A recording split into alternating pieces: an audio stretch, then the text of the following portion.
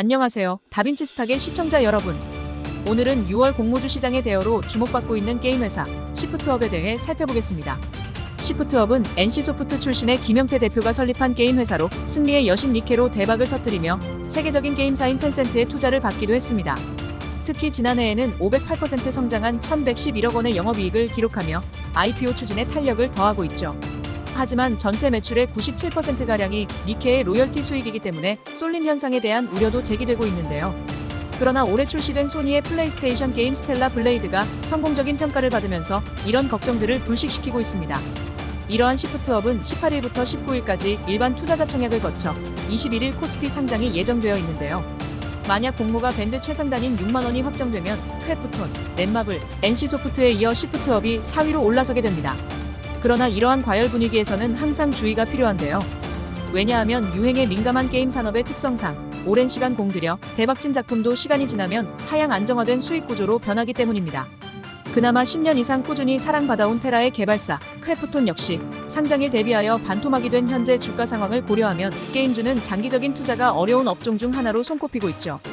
그러나 지난 몇 년간 평균 승률이 90%에 육박하는 공모주 불패 신화는 쉽사리 깨지지 않을 듯합니다.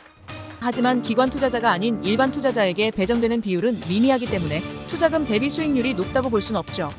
따라서 이러한 시장 분위기를 전략적으로 활용할 필요가 있습니다. 우선 시프트업의 상장일을 전후하여 게임주들이 반짝 상승을 보일 가능성이 높습니다. 다만 기술적 반등을 노린 단기 투자가 목적이므로 종목 선정에 신중을 기해야 하는데요. 우선 시총 상위 게임주들은 지난 몇 년간 하락을 계속한 결과 매물대가 두텁게 형성되어 있어 기술적 반등이 쉽지 않을 것이라 판단됩니다. 따라서 장기간 박스권을 그리며 바닥을 확인한 종목을 찾아야 하는데요. 예를 든다면 지난 6개월간 횡보하면서 전 저점을 조금씩 높여가고 있는 액토즈 소프트와 같은 종목도 관심을 가져볼 만하죠. 물론 동사는 위메이드와의 소송에서 패배하여 로열티를 지불해야 하는 상황이지만 이는 이미 드러난 악재이기 때문에 불확실성은 해소되었다고 판단할 수 있습니다. 아울러 시프트업과 직접적인 관련이 있는 대성창투와 같은 종목도 단기적인 시세 차익을 노려볼 수 있습니다. 대성창투는 과거 두나무와 크래프톤 등에 투자하여 최대 50배의 수익을 올린 전적이 있는 회사로 시프트업에는 2018년과 2020년 두 차례 투자를 단행했었습니다.